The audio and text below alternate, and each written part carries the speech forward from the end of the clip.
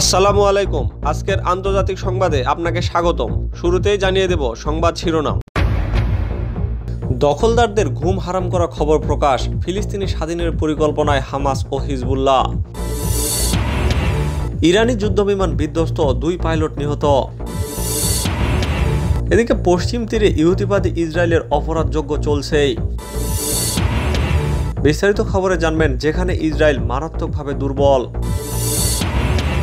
Nazi আমলের মদ পান করে ইসরায়েলকে খোঁচা দিলেন মিয়া খলিফা। মাহমুদ আব্বাসের দ্বিমুখী নীতিতে ক্ষুব্ধ ফিলিস্তিনিরা। সবশেষে জানবেন মুসলমানদের কেন নাগরিকত্ব দেওয়া হবে না, প্রশ্ন ভারতীয় সুপ্রিম কোর্টে। সংবাদ শিরোনাম শুনলেন, এবার জানিয়ে দেব বিস্তারিত সংবাদ। তার আগে অনুরোধ থাকবে লাইক দিয়ে পুরো ভিডিওটি দেখার এবং চ্যানেলে নতুন হলে সাবস্ক্রাইব করে বেল বাটনে ক্লিক করুন। ফিলিস্তিনি স্বাধীনের পরিকল্পনায় হামাস হিজবুল্লাহ। ইসরায়েলের কবল থেকে পুরো ফিলিস্তিনিকে স্বাধীন করার পরিকল্পনা নিয়ে কাজ করছে ইসলামী প্রতিরোধ আন্দোলন হামাস ও হিজবুল্লাহ। এ নিয়ে গত বছর আলোচনা করেছেন সংগঠন দুটির প্রধান ইসমাইল হানিয়া ও সৈয়দ হাসান নাসরুল্লাহ। লেবাননের দৈনিক আল খাবারের বরাদ্দে এই খবর দিয়েছে ইরানের পার্স টুডে। তাতে দাবি করা হয় ওই পরিকল্পনার অংশ হিসেবে সম্প্রতি ইসরায়েল হামাসের মধ্যকার 11 দিনের যুদ্ধ সংগঠিত হয়েছে। খবর অনুযায়ী 2006 সালের যুদ্ধে ইসরায়েলের বিরুদ্ধে হিজবুল্লাহর অবলম্বন করা কৌশল নিয়েছে এবার ফিলিস্তিনি প্রতিরোধ যোদ্ধারা। এর অংশ হিসাবে রকেট নিক্ষেপের নকল স্থান প্রতিষ্ঠা করা হয়। এতে বিভ্রান্ত হয়ে ভুল লক্ষ্যবস্তুতে হামলা চালায় ইসরায়েলি বিমান বাহিনী। এছাড়া সদ্য সমাপ্ত এই যুদ্ধে ফিলিস্তিনিদের পক্ষে সরাসরি অংশ নিতে চেয়েছিলেন ইয়েমেনের বিদ্রোহী গোষ্ঠী আনসারুল্লাহ আন্দোলন। তবে ইসরায়েল রেড লাইন অতিক্রম না করা পর্যন্ত হুতিদের যুদ্ধে না জড়ানোর অনুরোধ করে হামাস। এমন তথ্য দিয়ে আল খাবার জানায়, তেল আবিবের বিরুদ্ধে ক্ষেপণাস্ত্র ও ড্রোন দিয়ে হামলায় অংশ নেওয়ার পরিকল্পনা করেছিল হুতিরা। হামাসের বারণে সেই পরিকল্পনা স্থগিত করা হয়। প্রসঙ্গত, গেল রমজান মাসে পূর্ব বাইতুল মুকাদ্দাস বিশেষ করে আল আকজা মসজিদে দমন অভিযান চালায় ইসরায়েলি বাহিনী। এর প্রতিবাদে আলটিমেটাম দিয়ে রকেট হামলা চালায় হামাস। এরপর গাজায় বিমান হামলা চালায় ইসরায়েল। পরে মিশরের মধ্যস্থতায় 11 দিনব্যাপী যুদ্ধের অবসান ঘটে। ইরানি যুদ্ধবিমান বিধ্বস্ত, 2 পাইলট নিহত। ইরানের একটি F-5 যুদ্ধবিমান বিধ্বস্ত হয়েছে। এতে বিমানটিতে থাকা 2 পাইলটই নিহত হয়েছেন। মঙ্গলবার রাষ্ট্রীয় সংবাদ মাধ্যমের বরাত দিয়ে এই খবর জানিয়েছে বার্তা সংস্থা রয়টার্স। খবরে বলা হয়েছে দেশটির দক্ষিণ পশ্চিম অঞ্চলে যান্ত্রিক ত্রুটির কারণে বিমানটি দুর্ঘটনায় পড়ে। তবে যুদ্ধবিমানটি কতদিনের পুরনো তাৎক্ষণিকভাবে তা জানা যায়নি। ইরানের রাষ্ট্রীয় সম্প্রচার মাধ্যমের খবরে বলা হয়েছে F-5 বিমানটি দেশফুল বিমান ঘাঁটির কাছেই দুর্ঘটনায় পতিত হয়। তবে বিস্তারিত জানায়নি সম্প্রচার মাধ্যম। ইরানের বিমান বাহিনী এসব যুদ্ধবিমান এখন পর্যন্ত ব্যবহার করছে। 1979 সালের ইসলামী বিপ্লবের আগে বিমানগুলো মার্কিন যুক্তরাষ্ট্র থেকে ক্রয় করেছিল দেশটি। পশ্চিম তীরে ইহুদিবাদী ইসরায়েলের অপরাধযোগ্য চলছেই। কুয়েতে বার্তা সংস্থা কুনা জানিয়েছে ফিলিস্তিনের প্রধানমন্ত্রী মোহাম্মদ ইব্রাহিম আশতিয়ার নেতৃত্বে একটি প্রতিনিধি দলের সঙ্গে সকালে আলাপকালে কুয়েতের আমির নওয়াফ আল আহমেদ আল জাবের আস সাবা এই কথা বলেন। আরব শান্তি পরিকল্পনা ও আন্তর্জাতিক খসড়ার ভিত্তিতে পূর্ব কুচকে রাজধানী করে স্বাধীন ফিলিস্তিনি রাষ্ট্র গঠনে তার দেশ ফিলিস্তিনিদের পাশে দাঁড়াবে বলে কুয়েতের আমির দৃঢ়তার সঙ্গে উল্লেখ করেন। তিনি আরও বলেন, ফিলিস্তিনি সমস্যা আরব সহ সমগ্র মুসলিম বিশ্বের মতো কুয়েতের জন্য অগ্রাধিকারপ্রাপ্ত একটি ইস্যু। ফিলিস্তিনের প্রতিনিধি দলের সঙ্গে কুয়েতের আমিরের সাক্ষাৎকালে কুয়েতের আরও বহু পদস্থ কর্মকর্তা উপস্থিত ছিলেন। এদিকে অধিকৃত পশ্চিম তীরে ইহুদিবাদী ইসরায়েলি সেনাদের অপরাধযোগ্য অব্যাহত রয়েছে। আজও তারা পশ্চিম তীরের বিভিন্ন এলাকায় হামলা চালিয়ে অন্তত 30 ফিলিস্তিনিকে ধরে নিয়ে গেছে। যেখানে ইসরায়েল মারাত্মকভাবে দুর্বল। ইহুদিবাদী ইসরায়েল ফিলিস্তিন এবং লেবাননের ইসলামী প্রতিরোধ আন্দোলনগুলোর বিরুদ্ধে মারাত্মকভাবে দুর্বল। War between the wars doctrine অনুসরণকারী ইসরায়েলের জন্য বাস্তব যুদ্ধের দুঃখ কষ্টের মধ্যে টিকে থাকার অবস্থা খুবই সীমিত পর্যায়ে বলে লেখক ডক্টর গিল মুরসিয়ানো তার কলমে তুলে ধরেছেন।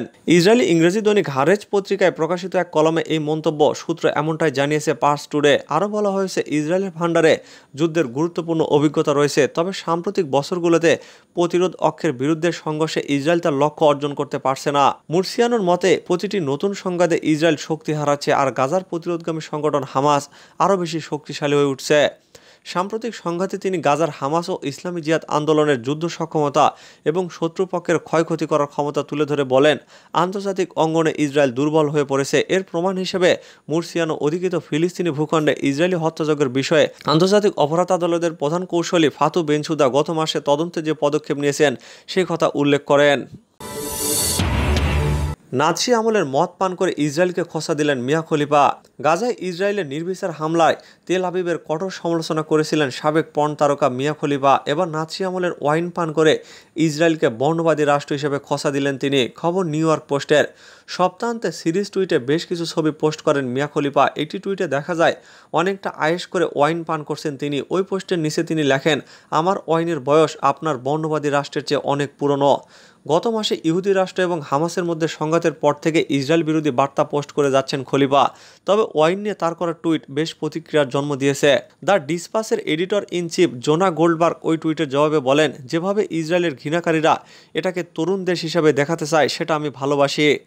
তিনি বলেন, হ্যাঁ, আধুনিক ইসরায়েল রাষ্ট্র 1948 সালে প্রতিষ্ঠা পেয়েছে, কিন্তু সেটা ইরাকের প্রতিষ্ঠার 10 বছর পর এবং মিশর প্রতিষ্ঠার 5 বছর আগে। ইসরায়েল খুবই পুরনো দেশ।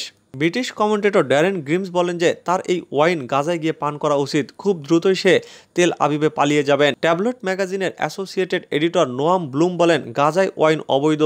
খলিফা যে ওয়াইন পান করছিলেন তার সামনে থাকা একটি বোতলে 1943 সাল লেখা দেখতে পাওয়া যায়। ওই মদটি নাৎসি অধিকৃত ফ্রান্সে তৈরি হয়েছিল। মাহমুদ আব্বাসের দ্বিমুখী নীতিতে ক্ষুব্ধ ফিলিস্তিনিরা। ইসরায়েলের গাজায় যুদ্ধবিরতির পরও নতুন সংকটে পড়েছে ফিলিস্তিনিরা। একদিকে ইসরায়েল বিরোধী বিক্ষোভের কারণে ধরপাকড় চালাচ্ছে ইসরায়েলি বাহিনী, একইভাবে নিজ নাগরিকদের উপর আটক অভিযান চালাচ্ছে ফিলিস্তিনি কর্তৃপক্ষ। পশ্চিম তীরে বেছে বেছে ইতিমধ্যে কয়েক ডজন বিক্ষোভকারীকে আটক করা হয়েছে। প্রেসিডেন্ট মাহমুদ আব্বাস সরকারের এমন দ্বিমুখী নীতি বিস্মিত ও ক্ষুব্ধ ফিলিস্তিনি জনগণ। ইসরায়েলের দখলদারির জেরে ফিলিস্তিন এখন মূলত দুই ভাগে বিভক্ত, যার একটি মিশর সীমান্তে ও ভূমধ্যসাগরের পূর্ব উপকূলবর্তী ভূখণ্ড গাজা উপত্যকা, যার নিয়ন্ত্রণ করে প্রতিরোধ গোষ্ঠী হামাস, আর একটি জর্ডান নদীর পাড়ের ওয়েস্ট ব্যাংক বা পশ্চিম তীর, প্যালেস্টাইনিয়ান অথরিটি বা ফিলিস্তিনি কর্তৃপক্ষ নামে, যা শাসন করছে মাহমুদ আব্বাসের সরকার। ফিলিস্তিনিদের ভূমি দখল করে গড়ে উঠছে ইসরায়েল। বছরের পর বছর ধরে এই দখলদারি চালিয়ে যাচ্ছে জায়নবাদী দেশটি। প্রতিবাদ করলেই নিরীহ নিরস্ত্র ফিলিস্তিনিদের উপর হামলা চালায়, পাখির মতো গুলি করে হত্যা করে, আটক করে মামলা দেয়, জেলে ভরে। প্রায় 1 শতাব্দী কাল ধরে হত্যাযোগ্য, সীমাহীন নির্যাতন ও নিপীড়নের সহজ শিকার ফিলিস্তিনিরা। কিন্তু এবার তারা সম্পূর্ণ নতুন সংকটের মুখোমুখি। গ্রেপ্তার ও নিপীড়নের শিকার হচ্ছে নিজ সরকার ও প্রশাসনের হাতেই। ইসরায়েলের বিরুদ্ধে প্রতিবাদে রাস্তায় নামতে দিচ্ছে না মাহমুদ আব্বাসের প্রশাসন। নামলেই আটক করা হচ্ছে, নির্যাতন চলছে। অধিকৃত পূর্ব জেরুজালেমের শেখ জাররা মহল্লার আদিবাসীদের ইসরায়েলের পরিকল্পিত উচ্ছেদ অভিযানকে ঘিরে উত্তেজনার মধ্যে অবরুদ্ধ গাজা উপত্যকায় আগ্রাসন শুরু করে ইসরায়েলি বাহিনী। নারী ও শিশুসহ হত্যা করা হয় 2 শতাধিক ফিলিস্তিনিকে। আর এর বিরুদ্ধে বিক্ষোভ প্রতিবাদের নামে ফিলিস্তিনিরা। এর মধ্যে প্রায় 11 দিনের ভয়াবহ তাণ্ডবের পর গাজার নিয়ন্ত্রক হামাস ও ইসরায়েলের মধ্যে একটি যুদ্ধবিরতি কার্যকর হয়েছে, কিন্তু তা সত্ত্বেও থেমে নেই ইসরায়েলি বাহিনী। ঘোষণা দিয়ে ফিলিস্তিনিদের উপর ধরপাকড় চালাচ্ছে।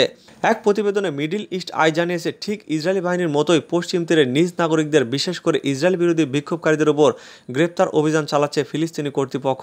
এই গ্রেপ্তার অভিযান সবচেয়ে বেশি চালানো হয় গত 22 মে। ওই দিনই হামাস ও ইসরায়েলের মধ্যে যুদ্ধবিরতি কার্যকর হয়। রামাল্লা ভিত্তিক একটি অধিকার সংস্থার রিপোর্টে বিক্ষোভে অংশগ্রহণ ও সামাজিক যোগাযোগ মাধ্যমে ইসরায়েল বিরোধী পোস্ট দেওয়ায় এখন পর্যন্ত কয়েক ডজন ফিলিস্তিনিকে আটক করা হয়েছে। ফিলিস্তিনি কর্তৃপক্ষের এই আটক অভিযানের সর্বশেষ শিকার তারেক আল খুদাইরি। পশ্চিম তীরের রামাল্লা শহরে পরিবারের সঙ্গে বাস করেন 23 বছর বয়সী এই যুবক। ইসরায়েল বিরোধী বিক্ষোভে নিয়মিত উপস্থিতির কারণে বেশ পরিচিত তিনি। 22 মে যুদ্ধবিরতির মাত্র কয়েক ঘন্টা পরেই তাকে আটক করা হয়। সামাজিক যোগাযোগ মাধ্যমে ব্যাপক বিতর্ক ও সমালোচনার মুখে 4 দিন পর তাকে ছেড়েও দেওয়া হয়। ইসরায়েল বিরোধী বিক্ষোভের কারণে যে তিনি আটক হতে পারেন এটা যেন তার বিশ্বাস ও ধারণার বাইরে ছিল। মুক্তির পর আল জাজিরায় এক সাক্ষাৎকারে সেই বিষয় প্রকাশ করেছেন খুদাইরি। মুসলমানদের কেন নাগরিকত্ব দেওয়া হবে না, প্রশ্ন ভারতীয় সুপ্রিম কোর্টে।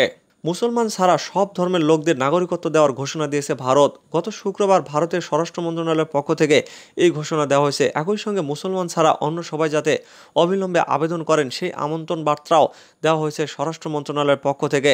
স্বরাষ্ট্র মন্ত্রণালয়ের ওই বিজ্ঞপ্তির বিরোধিতা করে মঙ্গলবার সুপ্রিম কোর্টের দ্বারস্থ হন অল ইন্ডিয়া ইউনিয়ন মুসলিম লীগ। শুধু অমুসলিমরাই কেন ভারতের নাগরিকত্ব পাবে, মুসলমানদের কেন নাগরিকত্ব দেওয়া হবে না, এমন প্রশ্ন নিয়ে সুপ্রিম কোর্টের দ্বারস্থ হয়েছে ইন্ডিয়ান ইউনিয়ন মুসলিম লীগ। খবর আনন্দবাজার পত্রিকার।